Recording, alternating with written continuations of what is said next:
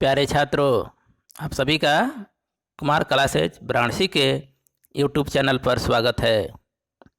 छात्रों, हम लोग कर रहे हैं UPCL TG2 homework target series, जिसके तहत इलेक्ट्रिकल और कंप्यूटर दोनों का प्रतिदिन एक टॉपिक निर्धारित करके अगले दिन उसके ऑब्जेक्टिव सेशन को प्रैक्टिस करते हैं। और यह सबसे बेस्ट तरीका है एग्ज़ाम में सफल होने का, क्योंकि बार बार रिवीजन से ही एग्ज़ाम क्रैक किया जा सकता है। और नए छात्र के लिए सूचना है कि आप इससे जुड़ सकते हैं और जुड़कर आप यहाँ ऑब्जेक्टिव प्रैक्टिस कर सकते हैं। कंसेप्ट वीडियोज भी लाया जाता है, उसे देखकर अपना कंसेप्ट भी क्लियर कर सकते हैं। और हमने 2 बुक्स इलेक्ट्रिकल की, प्लेटफॉर्म की रुक्मिणी प्रकाशन इलेक्ट्रिशियन थ्योरी और यूथ की परीक्षा प्लानर और कंप्यूटर की परीक्षा मंथन बुक को कवर कर रहे हैं यहाँ पर। और इसी के तहत आज 8वां दिन है और 8वें दिन का टॉपिक है प्रैक्टिस पेपर हमारा। अभी कंप्यूटर को लेकर हाजिर है हम। कंप्यूटर में सॉफ्टवेयर हमने होमवर्क के रूप में दिया था आपको, और उसका मोस्ट इम्पोर्टेंट जो ऑब्जेक्टिव है उसको लेकर अभी हम उपस्थित हैं। आज प्रैक्टिस करेंगे हम लोग कंप्यूटर सॉफ्टवेयर की मोस्ट इम्पोर्टेंट क्वेश्चंस, जो आपके एग्ज़ाम के लिए बहुत ही उपयोगी है। तो चैनल को सब्सक्राइब कर दीजिएगा और शेयर करिएगा अपने दोस्तों में, ताकि अधिक से अधिक आपके मित्र इससे जुड़ सकें और सब परीक्षा में सफल हो सके। चलिए शुरू करते हैं। आज 20 क्वेश्चन है कंप्यूटर सेट 8 में, और आज का कट ऑफ है 12। अर्थात जिन छात्र ने इस चैप्टर को पढ़ा है उसको 12 इसमें लाना चाहिए। अगर नहीं आता है तो इस चैप्टर को पुनः दोहराने की जरूरत है। तो चलिए शुरू करते हैं। पहला क्वेश्चन है, CAD का तात्पर्य है option A computer algorithm for design, option B है कंप्यूटर एडेड डिजाइन, और option C computer application in design, और ऑप्शन डी इनमें से कोई नहीं। तो आंसर हो जाएगा हमारा computer aided design B. CAD का तात्पर्य होता है कंप्यूटर एडेड डिजाइन। इसका प्रयोग कंप्यूटर द्वारा इंजीनियरिंग डिजाइन तैयार करने में किया जाता है। क्वेश्चन ये भी आपसे पूछ सकता है कि किस सॉफ्टवेयर का प्रयोग कंप्यूटर द्वारा इंजीनियरिंग डिजाइन तैयार करने में किया जाता है। तो आंसर हो जाएगा हमारा CAD। 2 number question, public domain software है।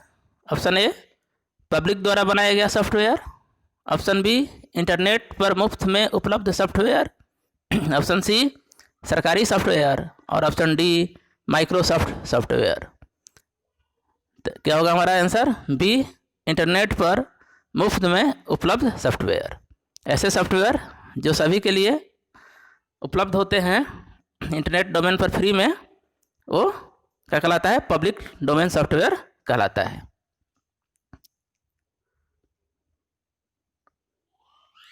तीन नंबर क्वेश्चन है, कंप्यूटर आंकड़ों में अशुद्धि को सुधारने की प्रक्रिया क्या कहलाता है?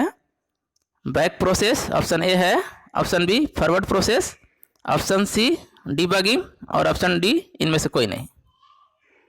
आंकड़ों की अशुद्धि जो होती है उसको सुधारने की प्रक्रिया कहलाती है डिबगिंग, ऑप्शन सी। और आंकड़ों की अशुद्धि को क्या कहते हैं? बग कहते हैं। ठीक ना? दोनों को पूछ सकता है कि आंकड़ों की अशुद्धि को बग क्या कहते हैं? तो बग कहते हैं, और इसको सुधारने की प्रक्रिया को क्या कहते हैं? डिबगिंग कहते हैं।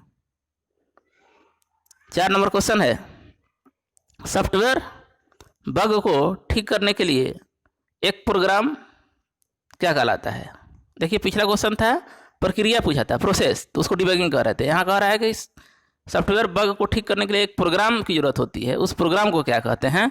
तो ऑप्शन ए है batch patch, option B utility, option C rectification. इसको कहते हैं पैच।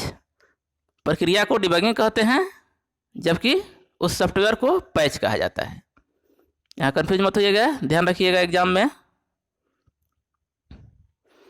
बैकअप क्या कहलाता है? बैकअप कहलाता है कंप्यूटर प्रोसेस में बैकअप क्या कहलाता है? डाटा को पीछे रखना।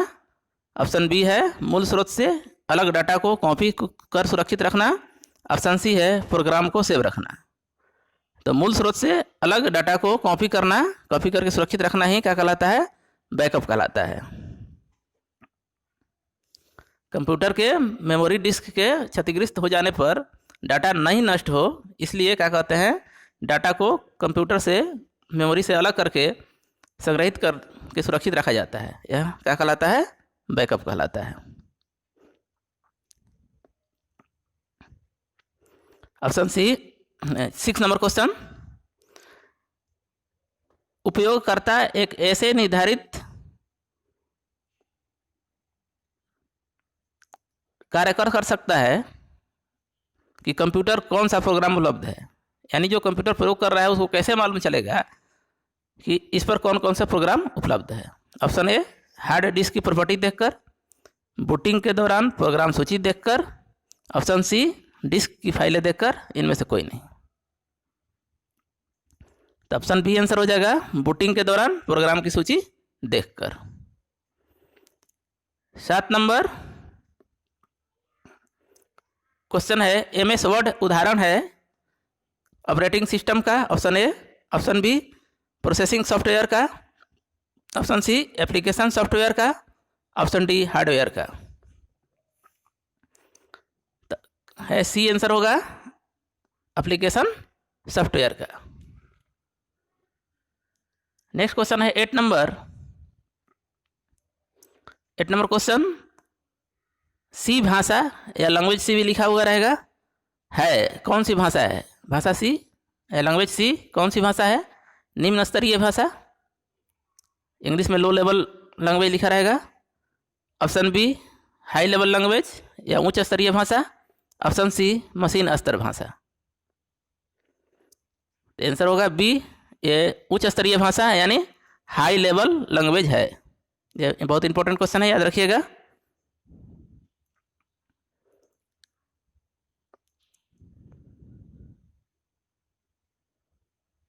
नेक्स्ट क्वेश्चन है 9 नंबर, निम्नलिखित में से किस क्षेत्र में स्प्रेडशीट सॉफ्टवेयर अधिक उपयोगी होता है? ऑप्शन ए मनोविज्ञान, ऑप्शन बी प्रकाशन, ऑप्शन सी सांख्यिकी, ऑप्शन डी संदेश प्रेषण। तो यह जो होता है सांख्यिकी के क्षेत्र में, स्टैटिक्स के क्षेत्र में प्रयोग होता है स्प्रेडशीट। ये भी बहुत इंपॉर्टेंट है।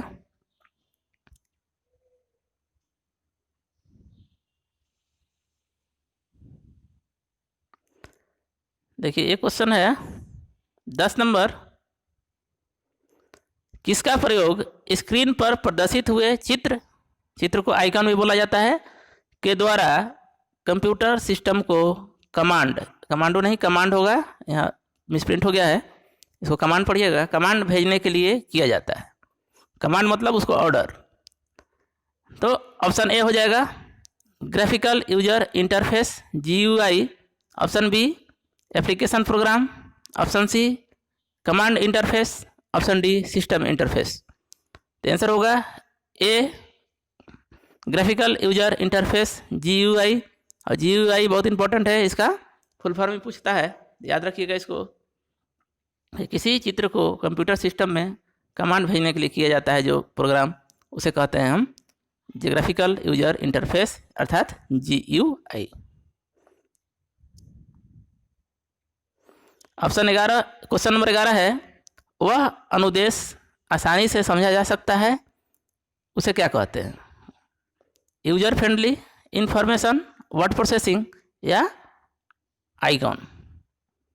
जो आप अनुदेश दे रहे हैं, इंफॉर्मेशन दे रहे हैं कंप्यूटर को, वो आसानी से कंप्यूटर समझ सकता है, उसे कहा जाता है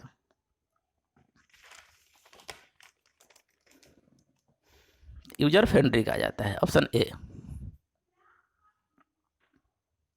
12 नंबर क्वेश्चन है, प्रोग्राम के कंपाइलिंग से बनता है।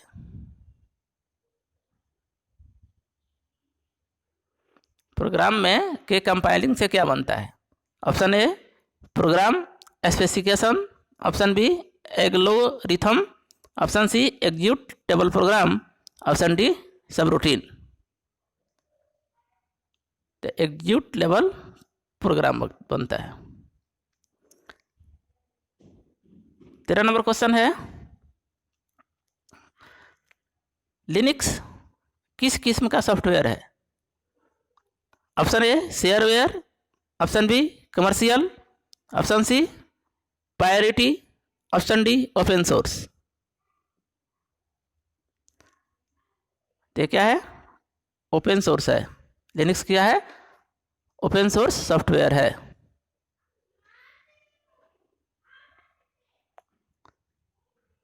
क्वेश्चन नंबर 14 है, एक कंप्यूटर में 2 प्रोसेसर लगाए जाते हैं तो उसे क्या कहते हैं? Option A double processing, option B sequential processing, option C duplicate processing, option D parallel processing. तो 2 जब प्रोसेसर लगाया जाएगा तो उसे कहते हैं पैरेलल प्रोसेसिंग, ऑप्शन डी। लेकिन यही ध्यान रखिएगा, अगर क्वेश्चन पूछते हैं कि एक कंप्यूटर में 2 प्रोग्राम लगाया जाए तो उसे मल्टी प्रोग्राम कहते हैं, लेकिन यहाँ प्रोसेसर पूछ रहा है इसलिए क्या होगा? Parallel processing.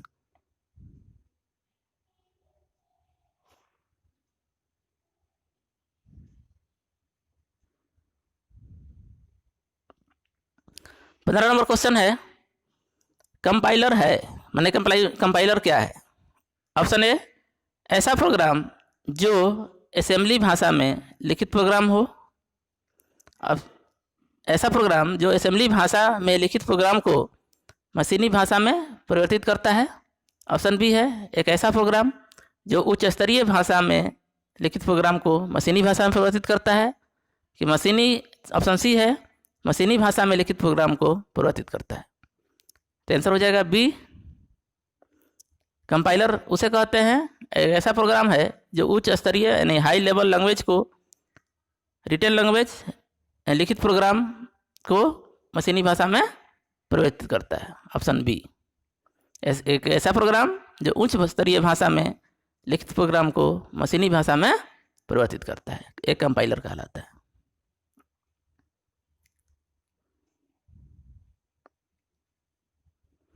सोलह नंबर क्वेश्चन है, वह भाषा जिसे computer language translator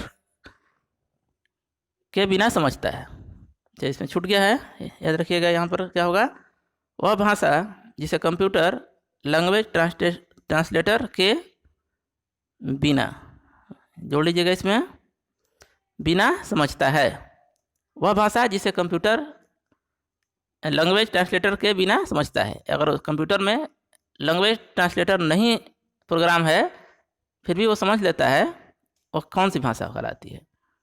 option A American भाषा, ऑप्शन बी मशीनी भाषा, ऑप्शन सी असेंबली भाषा और ऑप्शन डी इनमें से सभी।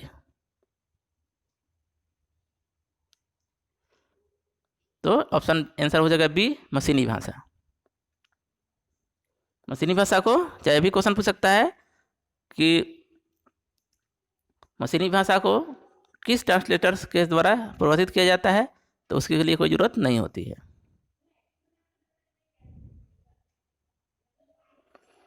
प्रत्येक प्रोग्रामिंग भाषा का अपना व्याकरण होता है, उसे कहते हैं, क्या कहते हैं?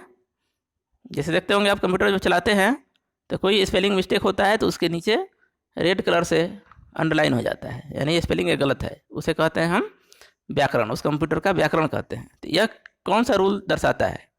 उस रूल को क्या कहते हैं? प्रत्येक प्रोग्रामिंग भाषा का अपना एक व्याकरण होता है, उसे क्या कहा जाता है? Option A syntax rule, option B grammar rule, option C truth rule, option D इनमें से कोई नहीं। तो आंसर होगा ए सिंटैक्स रूल।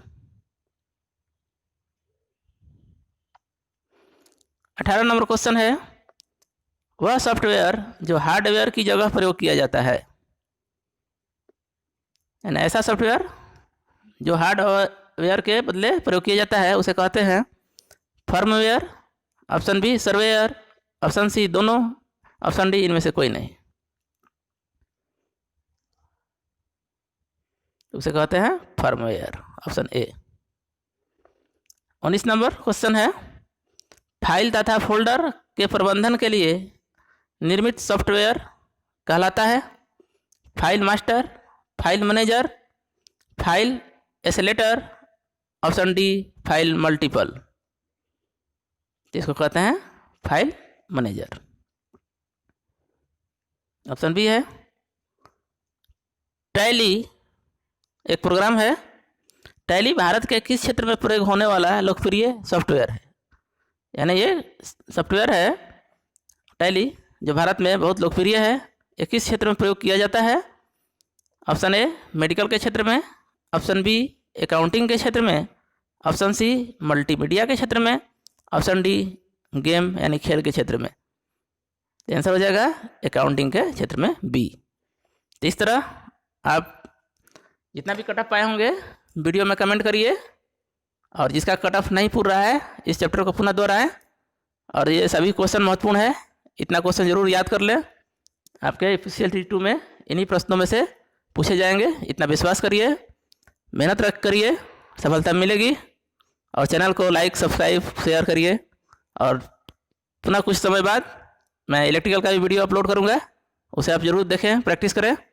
और कल ही मैं इस इलेक्ट्रिकल का कंसेप्ट वीडियो डालने वाला था, लेकिन कुछ समय अभाव कारण नहीं डाल पाया, आज उसको अपलोड करूँगा। तब तक के लिए धन्यवाद।